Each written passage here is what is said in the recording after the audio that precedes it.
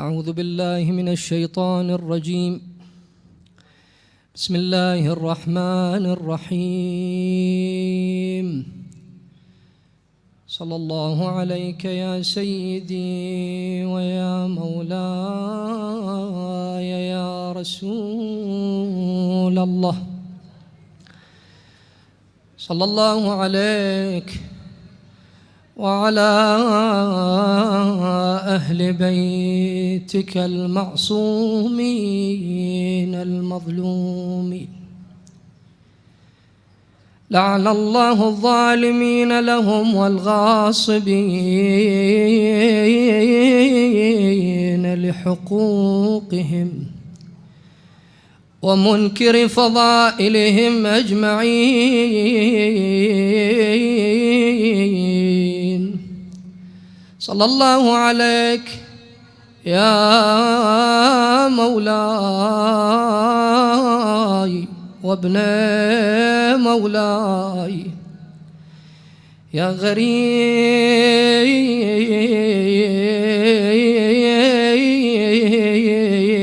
وليس كمثله غريب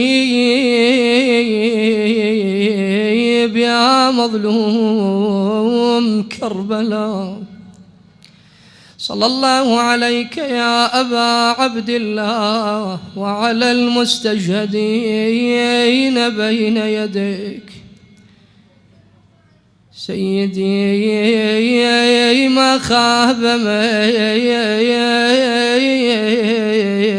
من تمسك بكم ومن من لجأ إليكم. يا ليتنا كنا معكم فنفوز فوزا عظيما. لله أشكو لوعتي وشجوني حرمت يا شهر الحرام عيوني. لله أشكو لوعتي وشجوني حرمت يا شهر الحرام عيوني.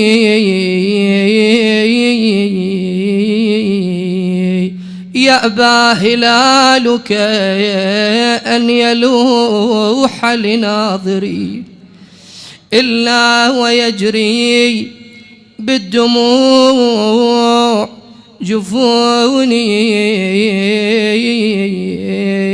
شهر به رزئ الهدى بفجيعة لله خطب هز ركن الدين.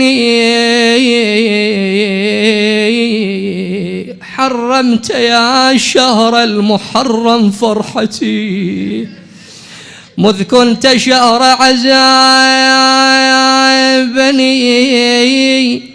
يا سيني وسقيتني منذ الطفولة لوعة ستظل تحرقني تحرقني ليوم الدين. أيحز نحر للحسين بكربلاء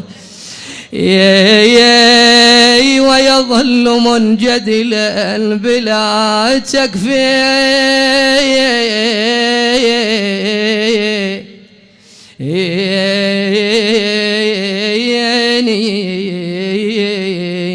أترض خيل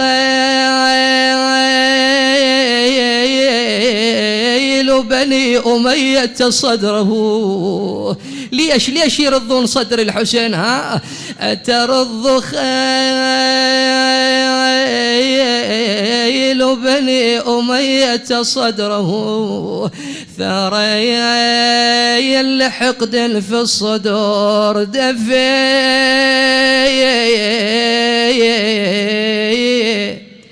يشعل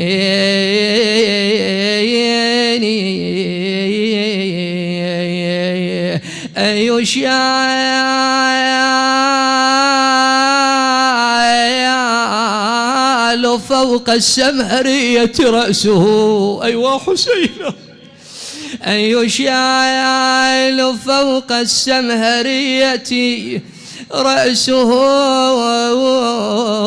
ونداء زينب يا أخي أسروني بعد شي يقول الشاعر قال والصوت يؤلمها بجلد متونها والصوت يؤلمها بجلد متونها ودموعها تجري دما بعليه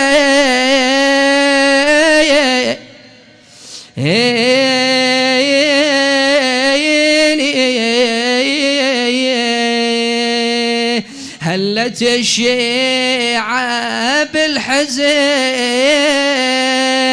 يا هلال عاشور نصبت مياتم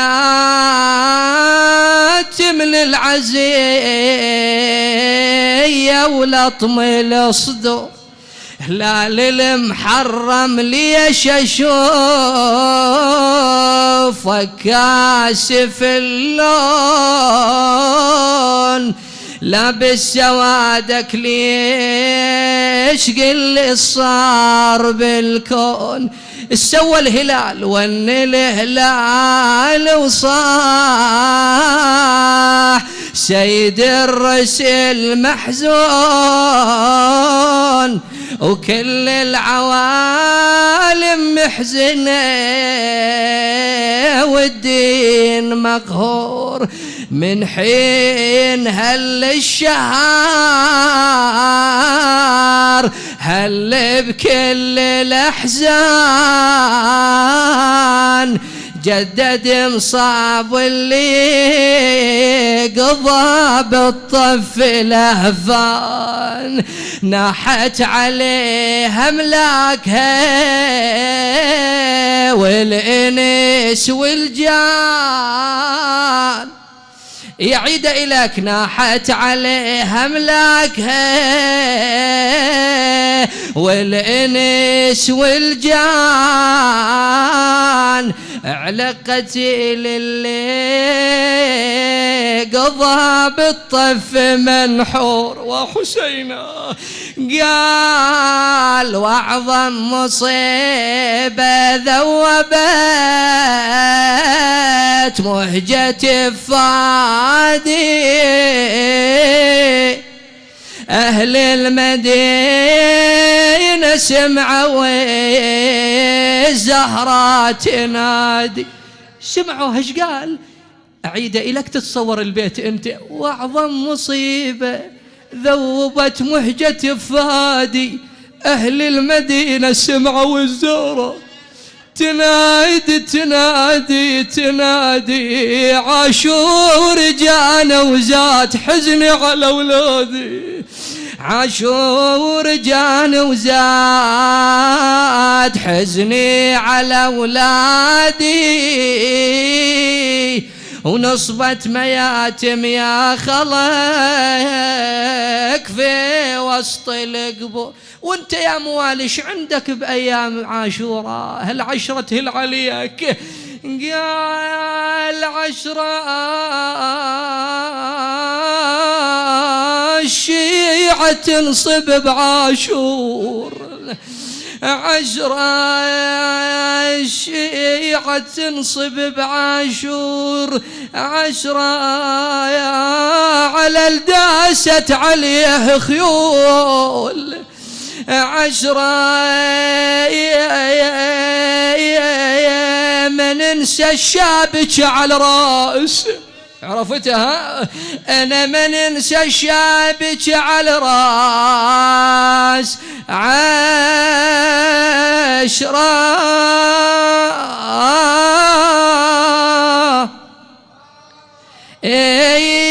ينسى الشابك على راس 10 وما ننسى ولا تسكينه ورقيه يا وما ننسى ولا تسكينه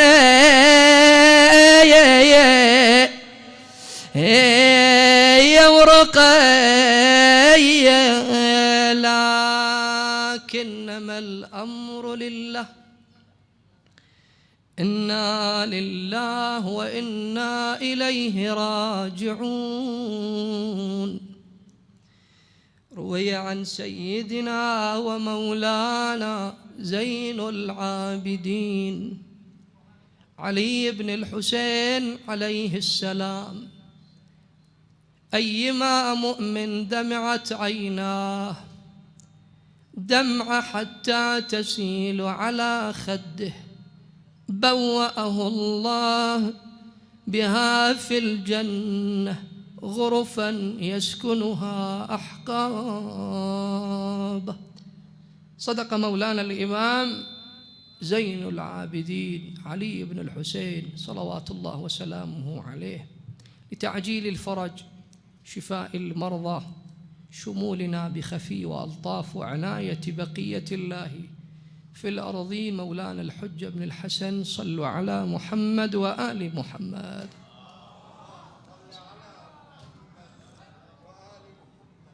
عظم الله أجورنا وأجوركم بمصابنا بسيدنا ومولانا سيد الشهداء أبي عبد الله الحسين وأهل بيته وأصحابه عليهم أفضل الصلاة والسلام.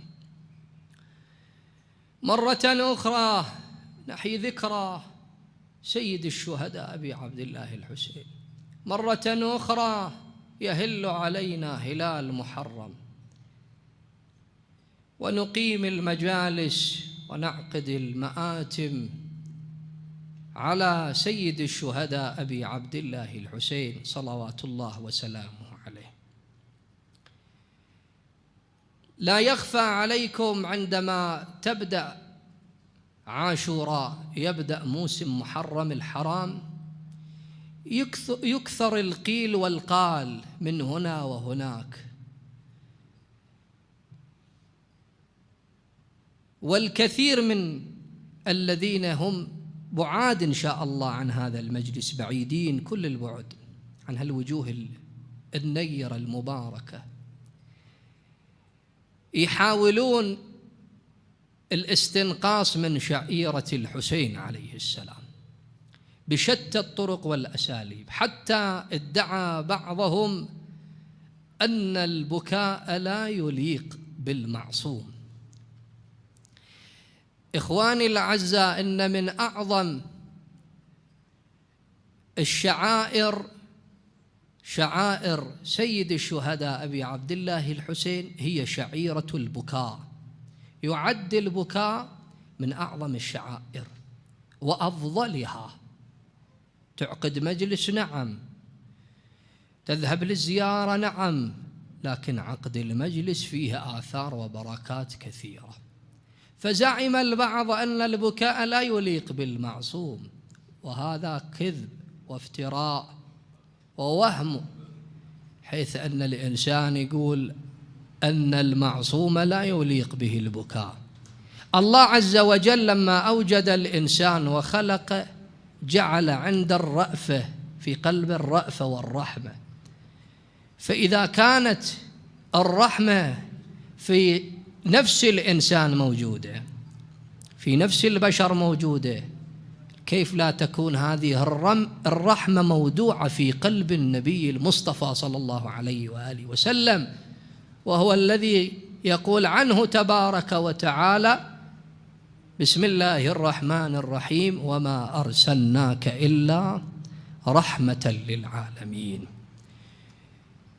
فإذن بالأحرى أن يكون النبي صلى الله عليه وآله وسلم شديد الرحمة والرأفة، فرقة القلب موضوعة في قلب كل إنسان كما أنها موضوعة في قلب النبي صلى الله عليه وآله وكل معصوم من الأئمة عليهم السلام.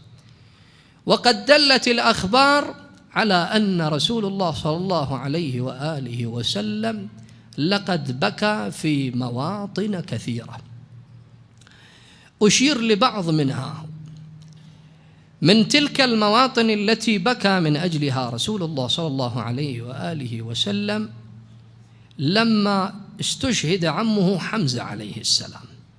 حمزة سيد الشهداء عليه السلام، لما رآه النبي قد استشهد ورأى جسده الشريف وقد مثلوا به القوم حزن وبكى بكاء عاليا. ابن أبي الحديد المعتزلي شارح لنهج البلاغة يذكر في نهج البلاغة يقول إن النبي صلى الله عليه وآله وسلم كان إذا رأى عمته صفية عليه السلام يبكي لبكائها وينشج لنشيجها. هذه البكاء عرفناها، لكن النشيج شنو؟ النشيج سامع بعض الأحيان البعض يقول لك أنه أنت طلع عبرتك، هذه العبرة تتكسر فيصير الإنسان لا إراديا شنو؟ ينشج، يخرج من عنده صوت، ينشج لنشيج صفية عليه السلام. وكان إذا رأى ابنته فاطمة بكى لبكائها لأنها كانت تبكي أيضا على عمها حمزة عليه السلام. الأمر الآخر لما رجع النبي للمدينة يذكرون المؤرخون أن النبي صلى الله عليه وآله وسلم سمع نساء الأنصار يبكين على أزواجهن من قتل ومن استشهد في المعركة في أحد، فقال صلى الله عليه وآله: وأما عمي حمزة فلا بواكي له، ما إلى أحد يبكي عليه. ثم نام عليه السلام والزهراء عليها السلام والنساء يبكين على حمزة سيد الشهداء، فجلس استيقظ النبي من نومه سمعهن يبكين، فقال صلى الله عليه وآله وسلم: إنهن يبكين اليوم إنما يندبن حمزة، فعلى حمزة فلتبكي البواكي. هذا موطن فيه بكى رسول الله صلى الله عليه وآله وسلم. موطن آخر النبي صلى الله عليه وآله وسلم لما علم بشهادة جعفر ابن أبي طالب صلوات الله وسلامه عليه، يقول: بكى النبي بكاء كثيرا، هواي بكى لفقده لجعفر عليه السلام. جعفر وما أدراك ما جعفر. بعد لما أصيب زيد بن الحارثة، هذا زيد أصيب جرح ثم استشهد، يقول النبي صلى الله عليه وآله وسلم ذهب إلى بيته، لما دخل إلى دار زيد يقول استقبلته ابنة زيد، صارت بوجه النبي. تدري بعد واحد لما يسمع أولاد أهل البيت لما يسمعون أن أبوهم وأخوهم مستشهد يتألمون، بس يشوفون واحد عنده قرابة أو صداقة أو صحبة مع أبوهم أو أخوهم بسرعة يتأثرون. يقول بس ما لمحت عين بنت زيد يقول سالت دمعته رسول الله. التفت له واحد قال له: يا رسول الله أتبكي وأنت رسول الله؟ تبكي وأنت نبي؟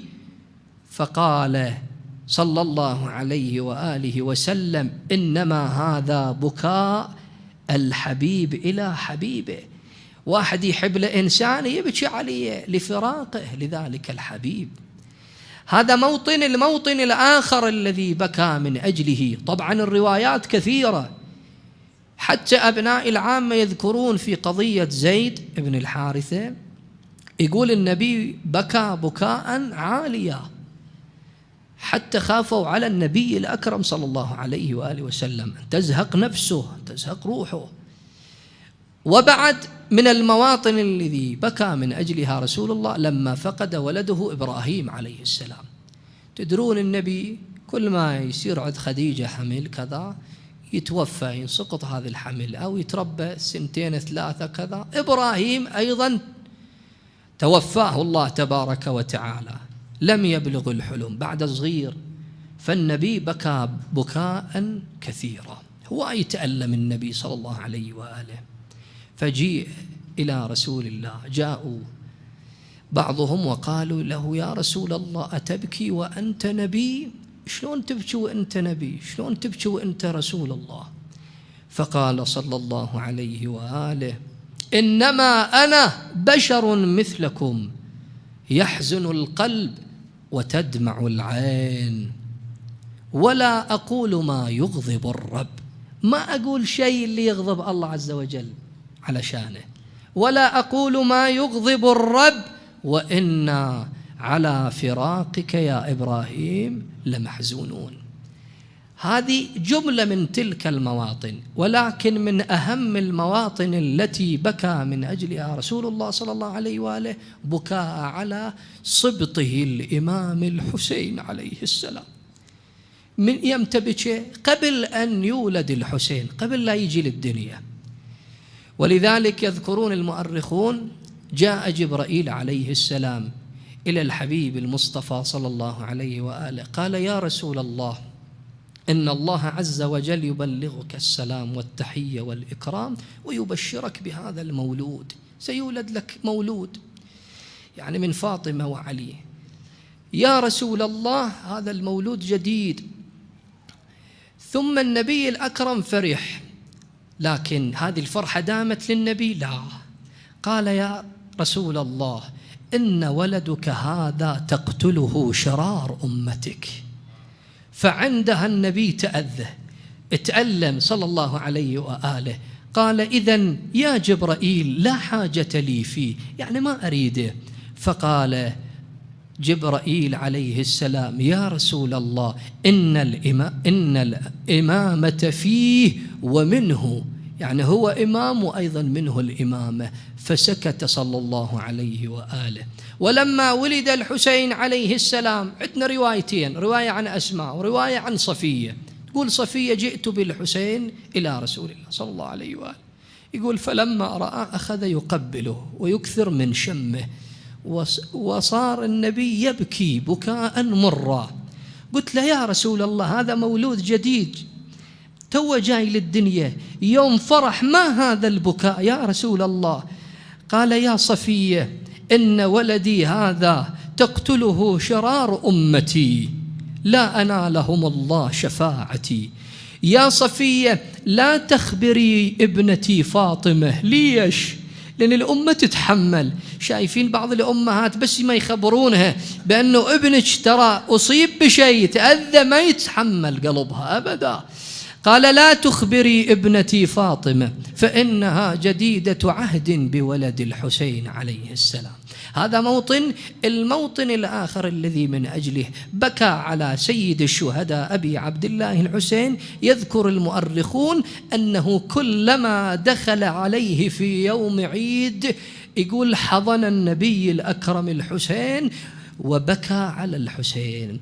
إذا رآه في الشارع يبكي على ولده الحسين ويقول: طمأنينتي حسين، روح التي بين جنبي حسين، حسين مني وأنا من حسين.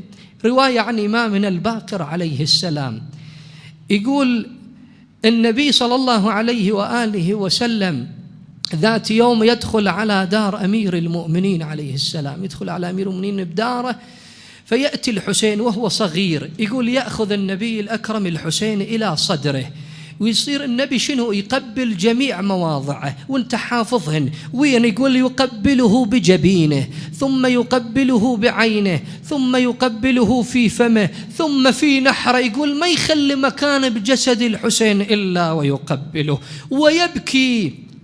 ثم التفت الحسين إليه قال: جداه، أبا يا رسول الله، أتبكي علي؟ قال: نعم بني، إني أقبل مواضع السيوف وأبكي. قال: أبا، شوف الحسين، قال له: أبا يا رسول الله، أقتل أن أنقتل؟ أقتل يا رسول الله؟ قال: نعم بني حسين، إنك سوف تقتل. في أي زمان؟ قال: في زمان خال مني ومن أبيك ومن أمك فاطمة وأخيك الحسن. هذه جملة من المواطن. بعد الموطن الآخر يقول: الحسن والحسين كانا صغاران، دخل على الإمام على النبي صلى الله عليه وآله. الحسن والحسين وهم صغار دخلوا على النبي صلى الله عليه وآله. يقول: أخذ النبي الحسن إلى صدره، يقول ثم قبله على شفتيه، صار يشم الحسن، ثم أخذ الحسين وشم الحسين وقبل في نحره. يقول الحسين بعد صغير بكى، قال معقولة أن النبي هكذا يفرق بيني وبين أخي الحسن؟ يقول ركض إلى دار أم فاطمة، صاحي أم فاطمة تعالي. يقول اجت الزهرة، ها بني؟ قال أماه فاطمة إلي. تقربت الزهراء، ما عندك بني؟ قال لها أماه فاطمة شمي فمي، أفي فمي رائحة يكرهها جدي رسول الله. يقول اقتربت الزهراء شمت الحسين في فمه، يقول وإذا بها تجد رائحة الحسين، رائحة فم الحسين أطيب من المسك والعنبر. فقالت بني ما الذي جرى؟ قال دخلت أنا وأخي الحسن على جدي رسول الله، أخذ جدي يقبل أخي الحسن في فمه وأنا قبلني في نحري. يعني الزهرة افتهمت أن الحسين انكسر قلبه، والزهرة ما تتحمل الحسين ينكسر قلبه. ايش سوت؟ يقول أخذت بيد الحسين وجاءت به إلى مسجد رسول الله، دخلت على النبي قالت له أبا يا رسول الله لما كسرت قلب ولد الحسين؟ قالها النبي مما وكيف ذلك يعني؟ قالت تقبل أخاه الحسن في فمه وتقبله في نحره. قال بني فاطمة أنا قبلت ولد الحسن في فمه لأن الحسن سيسقى السم ويموت مسموما شهيدا. الله أكبر. لكن الحسين ليش قبلت بنحره؟ قال يا بني فاطمة أنا قبلت ولد الحسين في نحره لأن ولد الحسين يذبح من الوريد إلى الوريد وحسينا. إذن إخواني النبي صلى الله عليه وآله كان كثيرا ما يبكي على الحسين. هنا الزهراء عليه السلام يقولون أرباب العزاء التفتت إلما للنبي، قالت لأبا يا رسول الله في أي زمان يكون ذلك؟ قال بني فاطمة في زمان خال مني ومنك ومن أبيه وأخيه الحسن، ماكو أحد يعني موجود منكم آل البيت. قالت فاطمة أبتاه يا رسول الله. إذن من الذي ينصب العزاء على ولد الحسين؟ من اللي يعقد مجلس، من اللي يعقد تعزية على ولد الحسين؟ قال لها بني فاطمة سيخلق الله عز وجل له شيعة رجالهم يبكون على رجال أهل بيتي ونساؤهم يبكين على نساء أهل بيتي ويبكون على ولد الحسين. يقول ثم قال صلى الله عليه وآله وإذا كان يوم القيامة يا زهراء أنت تشفعين للنساء وأنا أشفع للرجال، ونأخذ بكل من بكى على ولد الحسين وندخل به إلى الجنة. هنيالك يا موالي اللي تبكي على الحسين، الليلة ليلتك أجركم الله. إذن النبي صلى الله عليه وآله وسلم دائما كان يبكي على الحسين، يجعل من لا شيء يجعل مصيبة للحسين عليه أفضل الصلاة والسلام. لهذا أيها الأحبة ابن عباس يقول حتى النبي الأكرم في ساعة احتضاره كان يبكي على ولده الحسين. شلون؟ يقول لما مرض رسول الله ذاك المرض الذي بسببه توفاه الله تبارك وتعالى، يقول جيء بالحسين إليه، أخذ الحسين إلى صدره. يقول ابن عباس النبي يتصبب عرقا، العرق يسقط على اليمن على وجه الحسين والنبي يبكي. يقول هكذا إلى أن قال النبي صلى الله عليه وآله كان يقول ويل ليزيد ما لي وليزيد، لا بارك الله بيزيد، لعن الله يزيد. ثم أفاق وهو يبكي على ولد الحسين عليه السلام. إذن نستفيد إخواني أن النبي صلى الله عليه وآله تارة يبكي وتارة يدعو للبكاء على من؟ على الحسين عليه السلام. ويخبر أيضا بالأجر والثواب على سيد الشهداء أبي عبد الله الحسين من بكى على الحسين. ولهذا يقول: ألا وصلى الله على الباكين على الحسين. الله يصلي على اللي يبكي على الحسين. الله أكبر. ولذا يقول النبي الأكرم للزهراء: بني فاطمة كل عين باكي يوم القيامة إلا عين بكت على ولد الحسين. هاي العين شلون يا رسول الله؟ قال: إنها ضاحكة مستبشرة بنعيم الجنة. إخواني، أول ليلة من محرم أنا وياكم ننتظر واحد ينعانا ويذكرنا بمصيبة الحسين، لكن أئمتك دون أن يذكروهم أحد بالحسين كانوا يخلقون المصيبة للحسين وهم يبكون على الحسين عليه السلام. هذا هلال محرم. يقول إمامنا الرضا عليه السلام: إذا دخل هلال محرم أو إذا هل هلال محرم كان أبي عليه السلام لا يرى ضاحكا. الضحك بطلة تجي للمجلس، لا تجي مبتسم، لا تجي فاتحها باعك، لا، تعال بكل وقار. يقول: كان أبي إذا هل هلال محرم لا يرى ضاحكا حتى تمضي منه 10 أيام، فإذا كان يوم العاشر كان يوم مصيبته، وهو يقول: هو اليوم الذي قتل فيه الحسين عليه السلام. ولهذا الرواية تقول الرواية: من بكى وتباكى فله الجنة. ما تقدر أنت تبكي، تظاهر بالبكاء. هاي الصرخة اللي تطلعها أنت من صميم قلبك، ما تقدر تبكي صيح وحسينا، صيح وسيدا. لذلك الإمام الصادق عليه السلام يقول: اللهم ارحم تلك الصرخة التي كانت لأجلنا. ارحم تلك الصرخة. هنيانا الليلة يحصل دمعة. إخواني الأعزاء، هلال محرم يهل علينا بالحزن والمأساة، وننتظر دمعة وننتظر صرخة من الملة أو من القارئ الخطيب. لكن أريد أسألكم سؤال وجاوبوني. زينب بقت بعد الحسين سنة، من هل عليها هلال محرم إيش سوت زينب عليها السلام؟ لبست بس مثله ومثلك سواد؟ لا، بل كانت هي تنعى على الحسين. تقول: عديت يا شهر المحرم،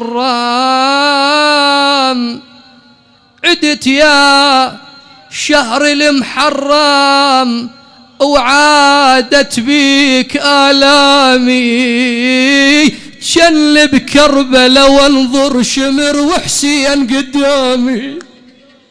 لا تخجلها. عدت يا شهر المحرم، وعادت بيك آلامي، شل بكربلاء وانظر شمر وحسين قدامي. عدت يا شهر المحرم، ويتراوالي مسبية، وهلالك يذكرني بخرابة وموتة رقي وحسينا. بعد سيدتي قالت: عديت يا شهر المحرم، وخوت بكربلاء نومه. ما أدري عندك عبرة تتحمل أقول؟ عدت يا شهر المحرم، وخوت بكربلاء نومه، بين القطعة وجفوفه وبين السلبة، بين القطعة وجفوفه وبين السلبة وهدومه. عدت يا شهر المحرم،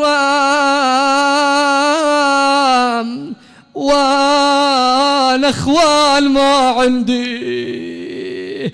عدت يا شهر المحرم وانا اخوان ما عندي، واصرخ قمت بالاحزان يا حسين ومصاب.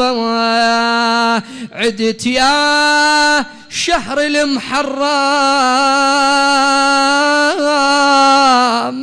وعيني، عدت يا شهر المحرم وقلب اشتاق لحبابه، اقضي الليل بالحسرات ودمعتي على خدي. اويلي اقضي الليل بالحسرات وابكي ودمعتي بخدي. حضر للبيت قالت عديت يا شهر المحرم وعين هلالك تشوفه، واتذكر ابو فاضل على الشاطئ طايح جفوفه. اويلي اويلي اعيد اليك. عدت يا شهر المحرم وعين هلالك تشوفه، واتذكر ابو فاضل على الشاطئ طايح جفوفه. أجركم الله. يقول إمامنا الصادق عليه السلام إذا هل إلى المحرم نشرت الملائكة قميص جد الحسين الممزق وهو ملطخ بالدماء، يقول نراه نحن وشيعتنا بالبصيرة لا بالبصر. أقول هل السؤال منك يا غيور، أريد أسألك، أنت صاحب دمعة صاحب أنا وياك ما راح نشوف القميص، لكن الزهراء حتما راح تشوف القميص ولا تشوف القميص، كأنما بها تأخذ ذلك القميص الممزق الذي يشخب دما عبيطا، وتبحث من مجلس إلى مجلس. شو تريد؟ تدور من مجلس إلى مجلس. قالت وين اليواسين بدمعته، وين اليواسين بدمعته على ابن الذي حزه ورقبته. أولا يا ابن ما حضرته ولا غسلت جسمه ودفنته. عندك أنها يا ولا على ابني وغرابته.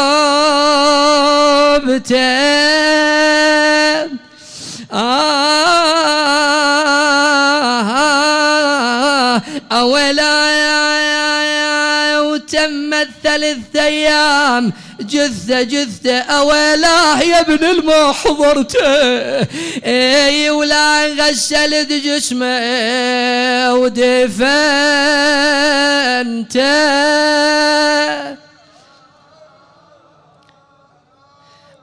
فاطمة لا وخلت الحسين مجدلا، وقد مات عطشانا بشار.